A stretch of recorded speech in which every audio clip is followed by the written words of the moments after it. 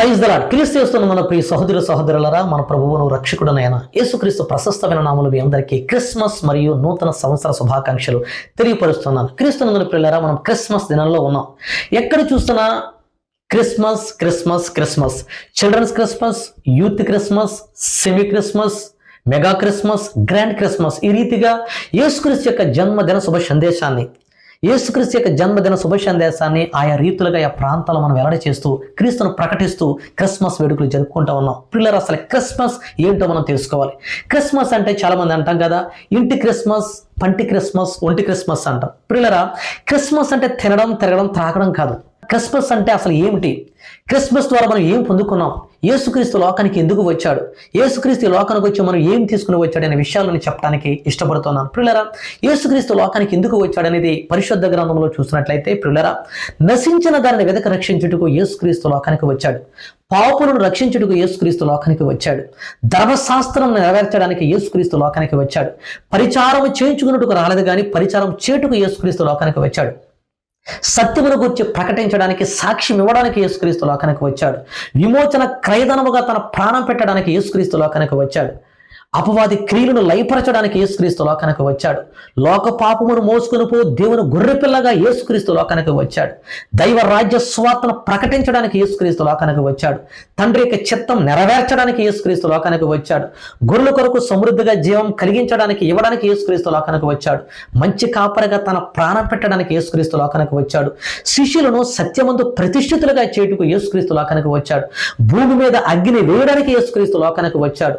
ధర్మశాస్త్రములకు లోబడిన వారిని విమోచించడానికి, విడిపించడానికి యేసుక్రీస్తు లోకానికి వచ్చాడు. అపవాదిని మరణము ద్వారా నశింపజేయుటకు యేసుక్రీస్తు లోకానికి వచ్చాడు. మధ్యవర్తిత్వం ద్వారా జరిపించుటకు యేసుక్రీస్తు లోకానికి వచ్చాడు. ఆదాము అవ్వలు చేసిన దోషాన్ని తీసివేయడం కోసం యేసుక్రీస్తు లోకానికి వచ్చాడు. లేఖనములను నెరవేర్చడానికి, ప్రవక్తల ప్రవచనములను నెరవేర్చడానికి యేసుక్రీస్తు లోకానికి వచ్చాడు. దేవుడు ఎలాగుంటాడో చూపించడం కోసం యేసుక్రీస్తు లోకానికి వచ్చాడు. చెరలో ఉన్న వారిని విడిపించడం కోసం యేసుక్రీస్తు లోకానికి వచ్చాడు. ప్రియులారా, చివరకు చూస్తే నిత్య జీవాన్ని ఇవ్వడానికి యేసుక్రీస్తు లోకానికి వచ్చాడని పరిశుద్ధ గ్రంథం నుండి ఈ లేఖన భాగాలన్నీ కూడా చెప్తున్నాయి. ప్రియులారా, యేసుక్రీస్తు లోకానికి రావడానికి కారణాలు ఏంటో మనం చూస్తాం. ప్రియులారా, అసలు క్రిస్మస్ అంటే ఏంటి? క్రిస్మస్ మనం ఎందుకు జరుపుకోవాలి? క్రిస్మస్ మనకి ఏం తీసుకొచ్చిందంటే, ప్రియులారా చూడండి, ప్రజలందరికీ కలుగుబోవు మహాసంతోషకరమైన శుభవర్తమానం అన్నాడు. ఇది ఒక ప్రాంతానికి, ఒక దేశానికి కాదు కానీ ప్రపంచం అంతటికి, ప్రజలందరికీ కూడా కలగబోవు మహాసంతోషకరమైన శుభవర్తమానం. ఈ శుభవర్తమానం, ఈ ఆనందం మనం అనుభవించడం కాదు కానీ అసలు క్రిస్మస్ అంటే ఏంటంటే, యేసుక్రీస్తు మన జీవితంలో ఏదైతే చేశాడో, యేసుక్రీస్తు మన జీవితాన్ని ఏ విధంగా మనం మార్చాడో, యేసుక్రీస్తు ద్వారా మనం ఏవైతే పొందుకున్నామో వాటన్నిటిని కూడా, ఆ ఆనందాన్ని, ఆ సంతోషాన్ని ఇతరులకు ప్రకటించడమే, ఇతరులకు చూపడమే, ఇతరులకు మనం దాన్ని కనుపరచడమే నిజమైన క్రిస్మస్ అంటాను. ప్రియులారా, యేసుక్రీస్తు వారి లోకానికి వచ్చి మనకి ఎన్నో గొప్ప ఆధిక్యతలు ఇచ్చాడు. మనకు ఆనందం కలిగించాడు, సంతోషాన్ని ఇచ్చాడు, సమాధానం ఇచ్చాడు. ఇవన్నీ కూడా అనుభవిస్తున్న మనము ఇతరులకు ప్రకటించాలి, ఇతరులకు మనం షేర్ చేయాలి. అందుకని ఒక కొటేషన్ ఉంటుంది, happiness and Joy is never fulfil unless it is share అన్నాడు. అంటే ఒక ఆనందం, ఒక సంతోషం ఎప్పుడు పరిపూర్ణం అవుతుందంటే, ఈ ఆనందాన్ని నువ్వు ఇతరులకు ప్రకటించినప్పుడే, ఇతరులకు చూపించినప్పుడే అది సంపూర్ణం అవుతుందని ఒక కొటేషన్ మనం చూస్తా ఉన్నాం. ప్రియులారా, అంటే మనం పొందిన ఆనందాన్ని, మనం పొందిన సంతోషాన్ని ఇతరులకు నువ్వు షేర్ చేస్తున్నప్పుడు, ఇతరులకు కనుపరుస్తున్నప్పుడు, అది మనం ఆ విధంగా చేస్తున్నప్పుడు అది సంపూర్ణమవుతుందని మనం చూడగలుగుతున్నాం. ప్రియులారా, యేసుక్రీస్తు లోకానికి వచ్చాడు. ఈ క్రిస్మస్ దినాల్లో ఉన్నాం.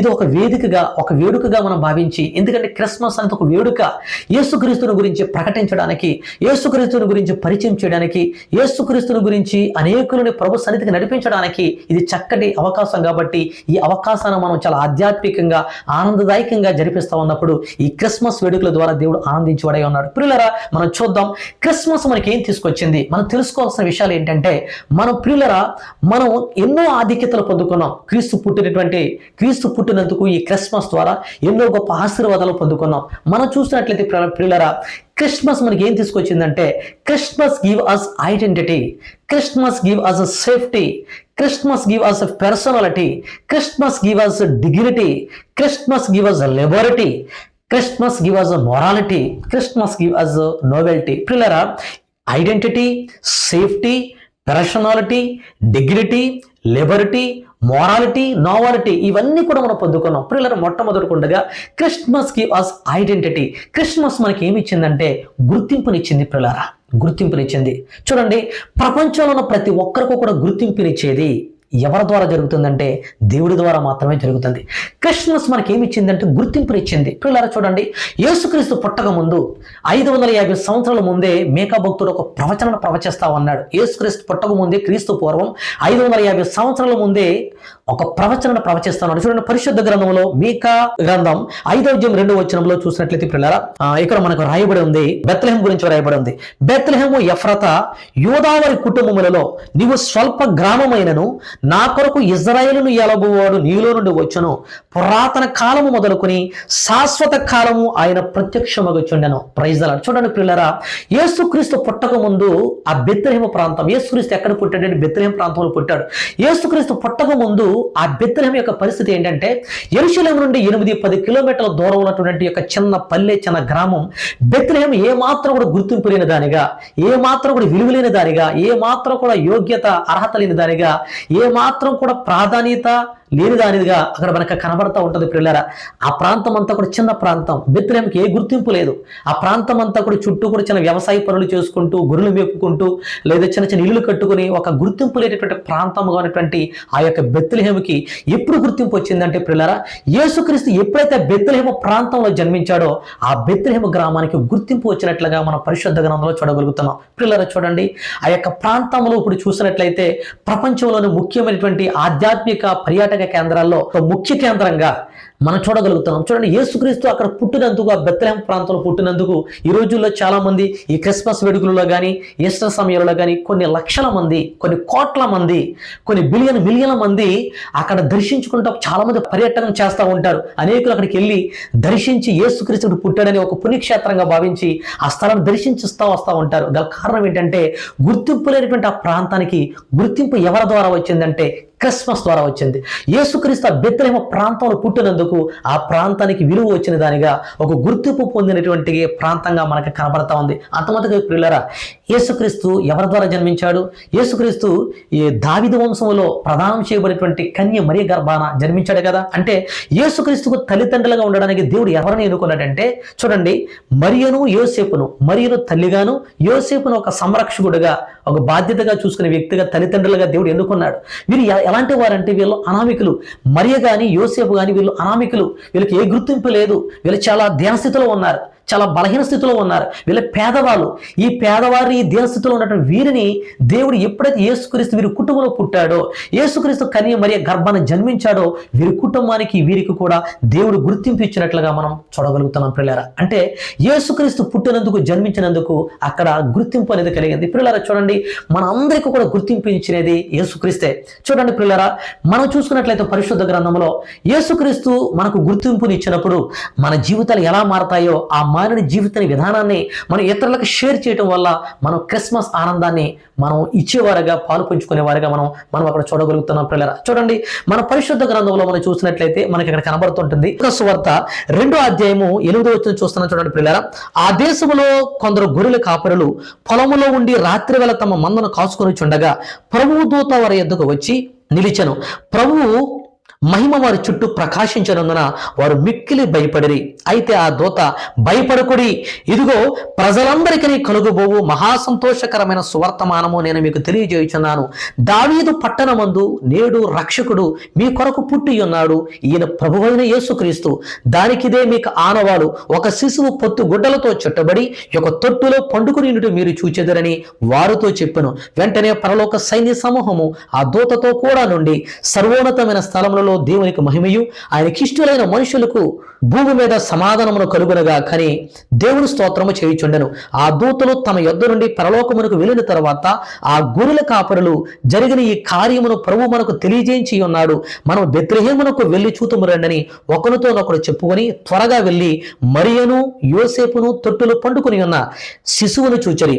వారు చూచి ఈ శిశువును గూర్చిన తమతో చెప్పబడిన మాటలు ప్రచురము చేసరి. పిల్లరా చూడండి, వారు చూచి ఈ శిశువును గూర్చిన తమతో చెప్పబడిన మాటలు ప్రచురము చేసరి. Praise the Lord. పిల్లరా చూడండి, మొట్టమొదటిగా యేసుక్రీస్తు పుట్టిన వార్త ఎవరికి తెలియపరచబడిందంటే గొర్రెల కాపరులకు. దేవదూతలు చెప్పారు మనం చూసినట్లుగా.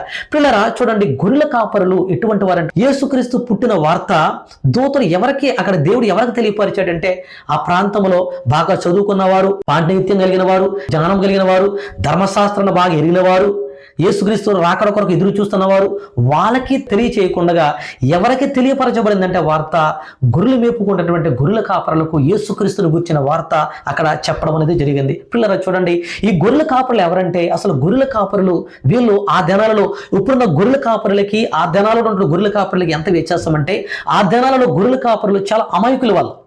చాలా వాళ్ళు ఏది చెప్పినా నమ్మేవారుగా, లేకపోతే కల్లా కపటం లేకుండా, ఏ ద్వేషభావాలు లేకుండా వాళ్ళు చాలా నిష్పక్షపాతంగా ఉండి వాళ్ళు వినేవారుగా. అంటే చూడండి పిల్లరా, ఆ దినాలలో గొర్రెల కాపరులు ఎలా ఉండేవారంటే మనం చూసినట్లయితే పిల్లరా చూడండి, గొర్రెల కాపరులు మనం చూసినట్లయితే వారి నుండి మనం తెలుసుకోవాల్సిన విషయాలు ఏంటంటే అసలు గొర్రెల కాపరులకు వార్త ప్రకటించిన తర్వాత వారికి చేసినటువంటి విధానం చూస్తే మనకి ఎంత ఆనందం కలుగుతుంది అంటే చూడండి, గొర్రెల కాపరులు వారి ఊరికి సమాజానికి దూరంగా ఉంటారు. వాళ్ళకి ఏమీ తెలియదు. వాళ్ళు ఎవరంటే అమాయకులు. అంత మాత్రమే కాదు, వాళ్ళు జ్ఞానం లేని వాళ్ళు అజ్ఞానులు. అమాయకులు, అజ్ఞానులు, జ్ఞానం లేని వారు అనమాట. వాళ్ళలో ఒక దైవికమైన జ్ఞానము కానీ, సిద్ధాంత జ్ఞానము కానీ, ఆత్మ సంబంధమైన జ్ఞానం కానీ, ఈ లోక జ్ఞానం కానీ వారికి ఏమీ లేదు. అంటే వాళ్ళు అజ్ఞానులు, అమాయకులు. అంత మాత్రమే కాకుండా వాళ్ళు అనాగరికులు. ఏ నాగరికత, నగర నాగరికత కానీ, పట్టణము నాగరికత కానీ, ఏ నాగరికత, ఏ నాలెడ్జ్ లేకుండా ఉన్న వ్యక్తులు ఎవరంటే ఈ గొర్రెల కాపరులు. వీరికి దేవుడు తెలియచేసిన వార్త ఏంటంటే యేసుక్రీస్తు పుట్టిన వార్త వాళ్ళకి చెప్పినటువంటి వెంటనే వాళ్ళు ఏం చేశారంటే వారు చూసి వెళ్ళి ప్రకటించారంట, ప్రచారం చేశారంట.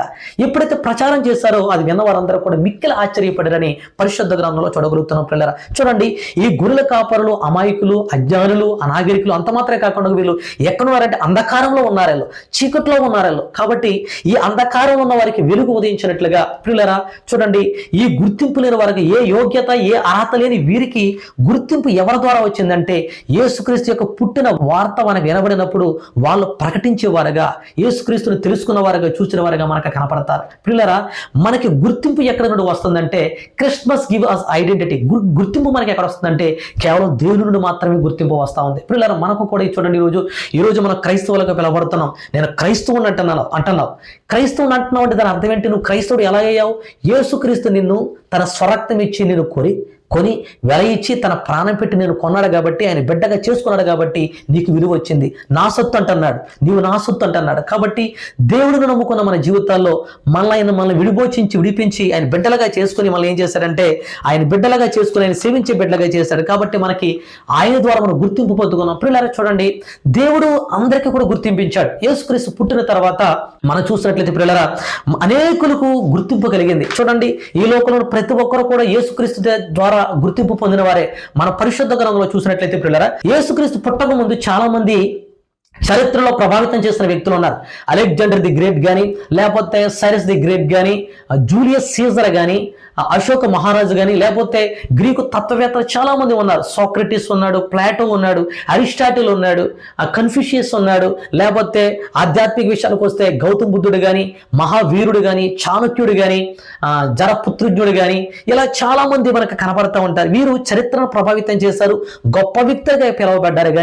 కానీ యేసుక్రీస్తు వీళ్ళందరినీ కూడా ప్రభావితం చేసి కాలాన్ని నెట్ట నిలువుగా చీల్చినటువంటి యేసుక్రీస్తు ఆయన పుట్టుక, ఆయన యొక్క ఈ లోకానికి వచ్చి కాలాన్ని నెట్టి నిలువుగా 2 భాగాలుగా చీల్చాడు. ఆయన క్రీస్తు పూర్వం, క్రీస్తు శకం. అంటే క్రీస్తు పుట్టక ముందు క్రీస్తు పూర్వం, క్రీస్తు పుట్టిన తర్వాత క్రీస్తు శకం. అంటే పిల్లలని ఎందుకు చెప్తున్నానంటే ఈ మాటలు, ఈ లోకానికి గుర్తింపు ప్రతి ఒక్కరికి అనగల కారణం ఏంటంటే ఈరోజు ప్రతి ఒక్కరు కూడా ఈరోజు డేట్ ఆఫ్ బర్త్ సర్టిఫికేట్ రావాలంటే, అంటే నువ్వు ఎప్పుడు పుట్టావు, నువ్వు ఎప్పుడు జన్మించావు అంటే ఏమంటాడు? నేను 1950లో, 60లో, 1970లో, 1980లో ఇలాగ పుట్టావని చెప్పుకుంటా వస్తా ఉంటారు. అంటే ఆ వ్యక్తి పుట్టినప్పుడు ఆ వ్యక్తికి గుర్తింపు ఎవరి ద్వారా వచ్చిందంటే యేసుక్రీస్తు ద్వారా గుర్తింపు వచ్చింది. ఎలా వచ్చిందంటే నీ డేట్ ఆఫ్ బర్త్ చెప్పాలంటే నువ్వు ఎక్కడి నుండి నీకు అది కౌంట్ లెక్క అవుతుంది అంటే యేసుక్రీస్తు పుట్టిన తర్వాత నుండి నీకు లెక్క ప్రారంభం అవుతూ ఉంటుంది. అంటే యేసుక్రీస్తు లోకానికి వచ్చి చరిత్రను ప్రభావితం చేసి ఆయన దేవుడు కాబట్టి ఆయన ఆ కాలం ఆయన నుండి లెక్క మనం కట్టగలుగుతున్నాం.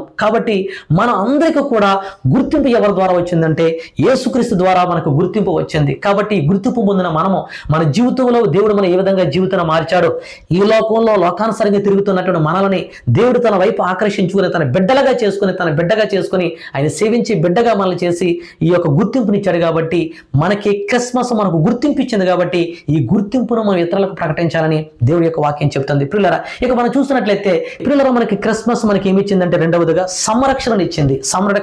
కీర్తన గ్రంథం చూసినట్లయితే దేవుడు మా పక్షమును పూర్ణ రక్షణ కలుగు చేయి దేవుడై ఉన్నాడు, మరణము తప్పించుట ప్రభువైన యెహోవా వశము. ప్రియులారా చూడండి, మరణము తప్పించుట యెహోవా వశం.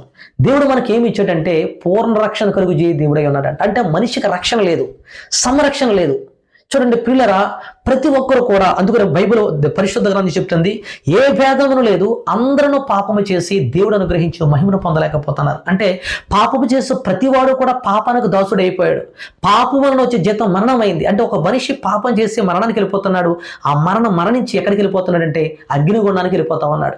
ఈ నిత్య నరకం అనేది, ఈ మరణం అనేది, ఈ నిత్య నరకం అనేది ఎవరికి సిద్ధపరచబడిందంటే అపవాదికి, వాడి యొక్క అనుచరులకి, దురాత్మ సమూహానికి ఆ నిత్య నరకం సిద్ధపరిస్తే ఆ యొక్క అగ్నిగుండంలోకి మానవుడు మరణించి వెళ్ళిపోతా ఉన్నాడు. అంటే పాపాల నుండి, శాపాల నుండి విడిపించేవాడు ఈ లోకంలో ఎవరు లేరు. అందుకని ప్రియులారా, పూర్వకాలంలో ఋషులు, మహారుషులు యజ్ఞాలు, యాగాలు, తపస్సులు చేసి, ధ్యానాలు చేసి ఈ పాప విమోచన కోసం, ఈ పాపాల నుండి విడుదల పొందడానికి, అంధకారం నుండి విడుదల పొందడానికి, ఈ యొక్క బంధకాల నుండి విడుదల పొందడానికి, మరణం నుండి విడుదల పొందడానికి మేము ఏమి చేయాలి, మమ్మల్ని ఎవరు విడిపిస్తారని వాళ్ళ తపస్సులు చేస్తూ తమ జీవిత కాలం అంతా కూడా గడిపినట్లుగా మనం పూర్వదినాల్లో మనం చూడగలుగుతున్నాం ప్రియులారా. అంటే ఈ లోకంలో ఒక మనిషిని పాపాల నుండి, శాపాల నుండి విడిపించేవారు ఈ లోకంలో ఎవరు లేరు. కానీ పాపాల నుంచి విడిపించాలంటే పాప రహితుడు పుట్టాలి. అందుకని భక్తుడు అంటాడు, యోబు గ్రంథంలో చూసినట్లయితే ప్రియులారా, యోబు గ్రంథం మనకి 14:4 చూసినట్లయితే ప్రియులారా, పాప సహితుల్లో నుండి పాప రహితుడు పుట్టగలిగిన ఎంత మేలు, అలాగున ఎవడనూ పుట్టనేరడు అన్నాడు. అంటే చూడండి,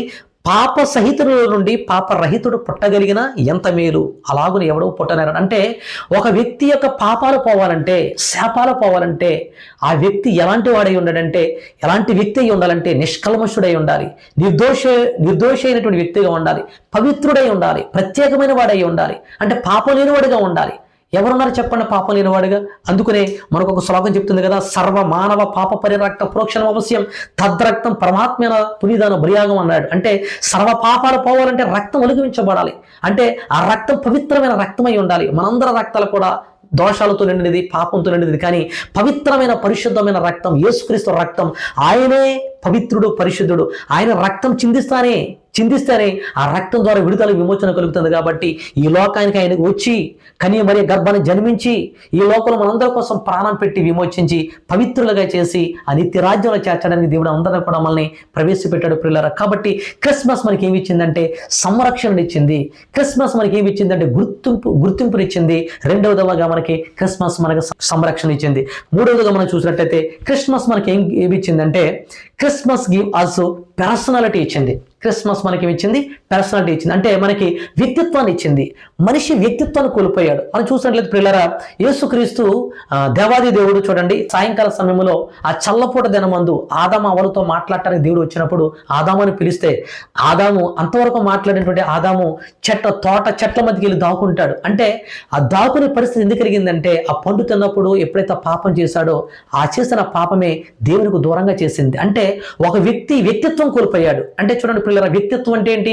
ఒక వ్యక్తి యొక్క ప్రవర్తన, ఆలోచనలు, భావోద్వేగాలు, అలవాట్లు, విలువలు, స్పందనలు, ఇవన్నీ కూడా సమిష్టి కలయికన వ్యక్తిత్వం అంటారు. అంటే ఒక వ్యక్తి ఎలా ఆలోచిస్తాడు, ఎలా స్పందిస్తాడు, ఎలా ప్రవర్తిస్తాడనే విషయం ఈ వ్యక్తిత్వం ద్వారా మనిషికి మనకి తెలుస్తుందన్నమాట. అంటే మాట మీద నిలబడడం కానీ, అంటే ఆలోచన విధానం అన్నమాట. అంటే థాట్ ప్యాటర్న్స్ అన్నమాట. అంటే సానుకూలంగా ఆలోచిస్తున్నాడా, ప్రతికూలంగా ఆలోచిస్తున్నాడా, తర్కబద్ధంగా ఉన్నాడా అనే విషయాలు మనకి వ్యక్తిత్వం ద్వారా మనకి కనబడతా ఉంటుంది. అయితే ఈ వ్యక్తి ఎప్పుడైతే పాపం చేశాడో ఆ యొక్క వ్యక్తిత్వం కోల్పోయిన వాడిగా మనకి ఇక్కడ కనబడతా ఉంది. అంటే ఇక్కడ మనం చూసినట్లయితే ప్రియులరా, మనం వ్యక్తిత్వం మరలా మనం పొందుకోవాలంటే, అందుకనే చూడండి, ఆదాము దేవుని కుమారుడైనటువంటి గొప్ప ఆధిక్యత ఆ దినాలలో ఉండేది. దేవుని కుమారుడు అంటే ఎప్పుడైతే పాపం చేశాడో దేవుని కుమారుడు అనేటువంటి యోగ్యత, అర్హత అక్కడ కోల్పోయినట్లుగా మనం చూడగలుగుతాం. అంటే అటువంటి బిరుదు, అటువంటి వ్యక్తిత్వం కలిగిన వాడిగా ఉన్నాడు. అంటే ఆ వ్యక్తిత్వం మరలా మనం పొందుకోవాలంటే మనం చూసినట్లయితే చూడండి ప్రియులారా, మొదట ఆదాము ద్వారా పోగొట్టుకున్నటువంటి ఆధిక్యతలని కూడా మరలా కడపటి ఆదాము ద్వారా, యేసుక్రీస్తు ద్వారా మనం పొందుకున్నాము. Praise the lord. అందుకనే దేవుని యొక్క వాక్యం చెప్తుంది, యోహాను సువార్త 14:21 నా ఆజ్ఞలను అనుసరించి వాటిని గైకొనివాడే నన్ను నన్ను ప్రేమించేవాడు నా తండ్రి వలన ప్రేమించబడను, నేను వారిని ప్రేమింతును, వారికి నన్ను కనబరుచుకుందును. అంటే వ్యక్తిత్వం, అంటే దేవుడితో మళ్ళా సహవాసం చేయడం కోసం, అంటే సహవాసం కోల్పోయినటువంటి ఈ వ్యక్తిత్వాన్ని కోల్పోయిన ఈ వ్యక్తి మరలా మన వ్యక్తిత్వం పొందుకోవడం కోసం, ఆయనతో సహవాసం చేయడం కోసం దేవుడి లోకానికి వచ్చి మనకి వ్యక్తిత్వాన్ని ఇచ్చినట్లుగా మనం చూడగలుగుతున్నాం ప్రియులారా. కాబట్టి మనకి క్రిస్మస్ మనకి ఏమి ఇచ్చిందంటే వ్యక్తిత్వాన్ని ఇచ్చింది. ఇకపోతే ప్రియులారా, మనకి క్రిస్మస్ ద్వారా మనం పొందుకున్నామంటే క్రిస్మస్ గివ్ అస్ డిగ్నిటీ. ప్రియులారా, మనం చూడండి, డిగ్నిటీ మనకి క్రిస్మస్ మనకి ఘనతనిచ్చింది ప్రియులారా. ఘనత చూడండి, మన జీవితాలు ఎంత ధ్యాన స్థితిలో, ఎంత మనం దిక్కుమాలిన స్థితిలో ఉన్నటువంటి మనల్ని దేవుడు ఎంతగా చేశాడంటే చూడండి ప్రియులారా, మన జీవితాన్ని యేసుక్రీస్తు మార్చేశాడు. యేసుక్రీస్తు లోకానికి వచ్చి మన జీవితాన్ని ఏ విధంగా మార్చాడంటే చూడండి, మనల్ని ధనవంతులుగా చేయడం కోసం ఆయన దరిద్రుడయ్యాడంట. చూడండి ప్రియులరా, మొదటి సమూయేలు గ్రంథం 2:8 ఇక్కడ మనం చూసినట్లయితే, దరిద్రులను అధికారులతో కూర్చుండి పెట్టుటకును, మహిమగల సింహాసనమును స్వతంత్రము చేయుటకును, వారిని మట్టిలో నుండి ఎత్తువాడు ఆయనే, లేవి గలవారిని పెంటకుప్ప మీద నుండి లేవనెత్తువాడు ఆయనే. Praise the Lord. అంటే దీనులుగా ఉన్న మనలను, దరిద్రులుగా ఉన్న మనలను తన సింహాసనం మీద కూర్చుండి పెట్టడానికి, ఆయనతో ఉండడానికి ఆయన ఎంత ఆధిక్యత, ఎంత ఘనతనిచ్చాడంటే దేవుడు మనకు ఘనతనిచ్చినట్లుగా మనం చూడగలుగుతున్నాం ప్రియులారా. ఒకనొకడు మనం ఎంత వ్యర్థంగా జీవించాం, మనం ఎన్ని వ్యర్థమైన మాటలు మాట్లాడేవారు, ఎంత వ్యర్థమైన జీవితాన్ని గడిపాం మనం. కానీ ఈరోజు వ్యర్థమైన మాట్లాడిన మనము ఈరోజు దేవుడి గురించి మాట్లాడుతున్నాం. వ్యర్థమైన తలంపులు, వ్యర్థమైన ఆలోచనలు, వ్యర్థమైన నడక, లోకానుసరిగా జీవించిన మనం ఈరోజు దేవుని సన్నిధికి చేరి దేవుని సేవిస్తూ ఆయన మనం నమ్ముకున్నామంటే మన జీవితాన్ని మార్చాడు. అంటే ఎంత గొప్ప ఆధిక్యత అంటే మనల్ని ఆయన రాజువైన యాజక సమూహంలో మనల్ని ఆయన నిలబెట్టాడంట. అంత మాత్రమే కాదు, ఇప్పుడు రాజు యొక్క కుమారుడు యువరాజు, అంటే మనకు రాజవంశం అన్నమాట, రాజులుగా మనం తీర్చిదిద్దాడు. కాబట్టి ఆ యోగ్యత, ఆ అర్హత, ఆ యొక్క డిగ్నిటీ, ఆ ఘనత దేని ద్వారా మనం పొందుకున్నామంటే క్రిస్మస్ ద్వారా మనం పొందుకున్నాం. Christmas give us dignity. ఇకపోతే పిల్లరా, మనం 5వదిగా చూసినట్లయితే క్రిస్మస్ ద్వారా మనం ఏం పొందుకున్నామంటే మన స్వతంత్రతను పొందుకున్నాం. క్రిస్మస్ ద్వారా మనం స్వతంత్రత పొందుకున్నాం పిల్లరా. చూడండి, పాపం చేసే ప్రతి ఒక్కడు కూడా పాపానికి దాసుడే. ఈ పాపాల నుండి, శాపాల నుండి విడుదల పొందాలంటే, ఈ స్వతంత్రత కలగాలంటే కేవలం ఈ లోకాన్ని యేసుక్రీస్తు వచ్చి కని మరి గర్భాన్ని జన్మించి మనకి దేవుడు ఏమిచ్చాడంటే స్వతంత్రతనిచ్చాడు. ఇశ్రాయేలు ప్రజలు 430 సంవత్సరాలు ఐగుప్తు దేశంలో బానిసత్వం వహిస్తున్న దినాలలో దేవుడు ఏ రీతిగా వారిని విడిపించాడో ఆ రీతిగా యేసుక్రీస్తు మనలందరినీ కూడా ఈ లోకంలో పాపాల చేత, శాపాల చేత బంధించబడి మనశ్శాంతి లేక, శాంతి సమాధానం లేకుండా ఉన్న మన జీవితాల్లో దేవుడు మనల్ని విడిపించి, విమోచించి స్వతంత్రులుగా చేశాడు. అందుకనే పరిశుద్ధ గ్రంథంలో చూసినట్లయితే గలతీయులకు రాసిన పత్రిక 5:1 ఇక్కడ భక్తుడు అపోస్తలుడైన పౌలు అంటాడు, ఈ స్వాతంత్ర్యం అనుగ్రహించి క్రీస్తు మనలను స్వతంత్రులుగా చేసి ఉన్నాడు కాబట్టి మీరు స్థిరముగా నిలిచి మరలా దాస్యమున కార్యక్రమంద చిక్కుకొనకుడి. కాబట్టి మనమందరం కూడా విమోచింపబడి విడుదల పొందిన మనం, స్వతంత్రత పొందుకున్న మనం అందరం కూడా ఆయనని ఇంకా సేవించేవారుగా ఆ స్వతంత్రతను కాపాడుకుని ఆయన ఘనపరిచే బిడ్డలుగా ఉండాలని మనకి ఇక్కడ చెప్తా ఉంది. అందుకని ఇంకా మరొక చోట పరిశుద్ధ గ్రంథంలో చూసినట్లయితే పిల్లల హెబ్రీ గ్రంథకర్త అంటాడు, ఆ పిల్లలు రక్తమాంసములు గలవారైనందున ఆ ప్రకారమే మరణం యొక్క బలము గలవారని, అనగా అపవాదిని మరణం ద్వారా నశింపచేయుటకును, జీవిత కాలమంతయు మరణ భయము చేత దాస్యమునకు లోబడిన వారిని విడిపించుటకును ఆయన కూడా రక్తమాంసములలో పాలువాడైన ఉంది పిల్లలు. అంటే మనల్ని విడిపించి స్వతంత్రులుగా ఎందుకు చేశాడంటే ఆయన్ని సేవించడం కోసం. కాబట్టి ఈ స్వతంత్రత మనకి ఎలా కలిగిందంటే క్రీస్తు పుట్టుక ద్వారా మనకు కలిగింది. క్రిస్మస్ మనకి ఏమిచ్చిందంటే క్రిస్మస్ గివ్ అస్ లిబర్టీని ఇచ్చింది అనమాట, మనకు స్వతంత్రతని ఇచ్చింది. ఇకపోతే పిల్లరా, మనకి క్రిస్మస్ ద్వారా మనం ఏం పొందుకున్నామంటే క్రిస్మస్ గివ్ అస్ మొరాలిటీ. పిల్లరా, మనకి మొరాలిటీని ఇచ్చింది, అంటే నీతినిచ్చింది. పిల్లరా, అసలు నీతి అంటే ఏంటి? నీతి అనే విషయానికి వస్తే అంటే సరైన విధంగా ఒక వ్యక్తి ఎలా ప్రవర్తించాలి, ఎలా నడుచుకోవాలనే విషయాన్ని అంటే చెప్పేటువంటి నైతిక నియమాల, విలువల, ధర్మ సూత్రాలటువంటి సమాహారమే నీతి అన్నమాట. అంటే సాధారణంగా చెప్పాలంటే ఒక మంచి ప్రవర్తన వైపు మనుషులు నడిపించేటువంటి మంచి మార్గం నీతి. అంటే నీచమైన కార్యాలని విడిచిపెట్టడమే, అసహించుకోవడమే, నీతిగా నడుచుకోవడమే నీతి అన్నమాట. నీతి యొక్క ముఖ్య లక్షణాలు మనం చూసినట్లయితే పిల్లరా, నీతిలో ఏముంటుంది? సత్యం ఉంటుంది, ధర్మం ఉంటుంది, న్యాయం ఉంటుంది, అహింస ఉంటుంది, కరుణ ఉంటుంది, నిజాయితీ ఉంటుంది. అంటే సత్యాన్ని కాపాడడం నీతి అనమాట. ధర్మం ప్రకారం నడవడం అనేది నీతి, న్యాయంగా నడుచుకోవడం అనేది నీతి. అహింస అంటే ఇతరులకు హాని చేయకుండా, కీడు చేయకుండా ఉండడం. అహింస స్వరూపులు అంటే చూసారా, అంటే అహింస కలిగి ఉండడం, కరుణ చూపడం, నిజాయితీగా ఉండడం, ఇవన్నీ కూడా నీతి యొక్క లక్షణాలు అన్నమాట. కానీ మనిషి యొక్క నీతి గురించి పరిశుద్ధ గ్రంథంలో ఏం చెప్తుందంటే, మన నీతి అంట మురుగు గుడ్డల వలె ఉందని యెషయా గ్రంథంలో చూడగలుగుతున్నాం. అంటే మనకి నీతిమంతులుగా తీర్చడం కోసం, నీతిమంతులుగా మనం ఉండడం కోసం యేసుక్రీస్తు వారి లోకానికి వచ్చి, చూడండి పిల్లలు మనం చూసినట్లయితే పరిశుద్ధ గ్రంథంలో నుండి 1 కొరింథీ 1:31 చూసినట్లయితే, ఆయన మనకు జ్ఞానమును, నీతియు, పరిశుద్ధతయు, విమోచనమునాయను. క్రిస్మస్ మనకి ఏమిచ్చిందంటే నీతినిచ్చింది. అంటే మనము దేవుని నీతి అయి ఉండినట్లుగా మన కొరకు ఆయన పాప మెరుగున ఆయన ఎలాగయ్యాడంట, పాపమైనని పరిశుద్ధ గ్రంథం చెప్తుంది. అంటే మనలో నీతి లేదు, ఏ యోగ్యత లేదు, మనల్ని నీతిమంతులుగా తీర్చిదిద్దడం కోసం ఆయన ఏంటంటే సిలువలో త్యాగం చేసి ఆయన పాపను భరించి మన నీతిమంతులు తీర్చడం కోసం ఆయన త్యాగం చేసినట్లుగా పరిశుద్ధ గ్రంథంలో చూడగలుగుతున్నాం. చూడండి ప్రియులారా, నీతి అనేది మనం ఏ విధంగా ప్రవర్తించాలని ప్రియులారా మనం చూసినట్లయితే, అంటే మన నీతిమంతులుగా తీర్చడం కోసం, నీతిమంతులుగా జీవించడం కోసం మన కోసం ఆయన రక్తం కార్చి ఈ లోకాన్ని జన్మించినట్లుగా మనం చూడగలుగుతున్నాం. కాబట్టి క్రిస్మస్ మనకి ఏమిచ్చిందంటే మొరాలిటీని ఇచ్చింది. చివరగా మనం చూసినట్లయితే క్రిస్మస్ మనకి ఏమిచ్చిందంటే నావెల్టీని ఇచ్చింది. నావెల్టీ అంటే క్రిస్మస్ ద్వారా మనకి ఏం కలిగిందంటే నూతనత్వం కలిగింది, నూతన స్వభావం కలిగింది, కొత్తదనం పొందుకున్నాం ప్రియులారా. మనం ఎవడైనను క్రీస్తునందున ఎడల వాడు నూతన సృష్టి, పాతవి గతించను, సమస్తమును నూతనమైనను అని ఇక్కడ పరిశుద్ధ గ్రంథంలో చూడగలుగుతున్నాం. అంటే మనం క్రీస్తును ధరించుకున్నాం. గత కాలంలో మనం లోకానుసారంగా జీవించే వాళ్ళం. లోకంలో పాపాల చేత, శాపాల చేత బంధించబడిన మనం, మనశ్శాంతి లేకుండా మనం లోకానుసారంగా భయంకరమైనటువంటి జీవితాన్ని జీవిస్తున్న మనల్ని దేవుడు ఏం చేస్తారంటే విడిపించి, విమోచించి, ఆయన రక్తంలో కడుక్కుని, ఆయన బిడ్డలుగా చేసుకుని మనకి ఏమిచ్చాడంటే నూతన జీవితాన్ని ఇచ్చాడు, నూతన స్వభావాన్ని కలిగజేశాడు, నూతనమైన జీవితాన్ని మనకు అనుగ్రహించాడు. అంత చూడండి పిల్లరా, కొత్త జీవితం మనకి ఇచ్చాడు. పరిశుద్ధ గ్రంథంలో అపోస్తలుడైన పౌలు మనకు కనబడతా ఉంటాడు. అపోస్తలుడైన పౌలు చూసినట్లయితే పిల్లరా, అధ్యయనాలలో మనం అపోస్తల కార్యాలు చూసినట్లయితే, ఈ యొక్క పౌలు ఎవరైతే క్రీస్తును నమ్ముకుంటున్నారో, యేసునామని ఎవరైతే ప్రకటిస్తున్నారో, ఎవరైతే క్రైస్తవులుగా పిలబడుతున్నారో వాళ్ళందరినీ కూడా హింసించడం కోసం, వాళ్ళందరినీ కూడా పట్టుకుని చెరసాల వేద్దామని భయంకరమైన క్రూరుడుగా, భయంకరమైన వ్యక్తిగా ఆ దినాలలో చెలరేగిపోతూ ఉన్నప్పుడు, ఎప్పుడైతే ప్రభువు యేసుక్రీస్తు పౌలుని దర్శించాడో, ఆ పౌలు ఎప్పుడైతే మార్పు పొందాడో, మారు మనసు పొందాడో, ఆ పౌలు యొక్క జీవితం ఈ విధంగా మారిపోయిందంటే, ఇక ఎంతగా మారిపోయిందంటే, యేసుక్రీస్తు దర్శించిన తర్వాత, అతని జీవితం మారిపోయిన తర్వాత యేసును ప్రకటించినట్లు ఎంత గొప్ప మార్పు వచ్చిందంటే, నేను యేసు కోసమే బ్రతుకుతాను, నేను బ్రతుకుటే క్రీస్తే, చావైతే లాభమని, అంటే క్రీస్తు కోసం ప్రకటించడం కోసం, క్రీస్తు కోసం జీవించడం కోసం తన జీవితం మారిపోయినట్లుగా మనం చూడగలుగుతున్నాం. అంటే అతని జీవితం మారిపోయింది, పాతం గతించిపోయింది, కొత్త జీవితం పొందుకున్నాడు, అంటే నూతనత్వాన్ని పొందుకున్నాడు ప్రియులారా. అంత మాత్రమే కాదు, మనం పరిశుద్ధ గ్రంథంలో చూసినట్లయితే సమరయ స్త్రీ కనబడుతుంది.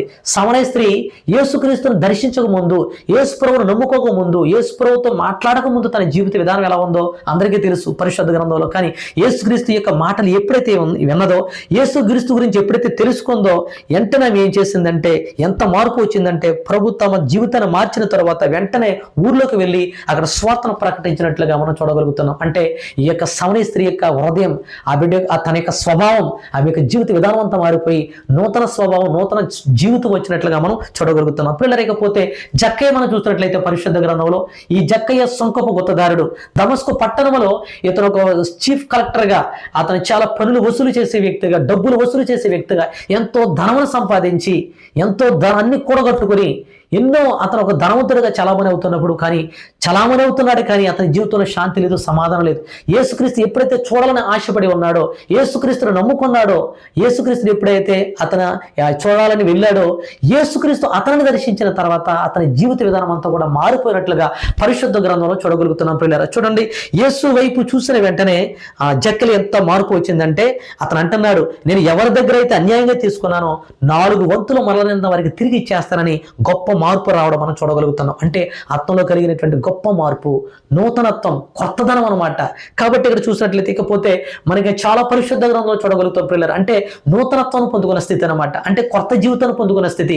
ఆ యొక్క సముద్రం అవతల 2000 దెయ్యాలు పెట్టిన వ్యక్తి ఎప్పుడైతే ప్రభు యేసుక్రీస్తు ఆ సముద్రం అతను దాటి వ్యక్తి దగ్గరికి వెళ్ళి అతను బాగు చేశాడో, ఎప్పుడైతే దెయ్యాల చేత విడిపించబడి విడుదల పొందాడో, ఆ యవనస్తుడంట ఎక్కడికి వెళ్ళాడు, అక్కడ మనం చూసినట్లయితే ప్రియులారా, అతను ఆ ప్రాంతానికి వెళ్ళి ఇంచుమించుగా ఆ యవనస్తుడు సముద్రం దారి దగ్గరికి వెళ్ళినప్పుడు ఆ యవనస్తుడు వెళ్ళి స్వార్థను ప్రకటించినట్లుగా మనం చూడగలుగుతున్నాం పిల్లలు. అంటే అతని జీవితం మారిపోయింది.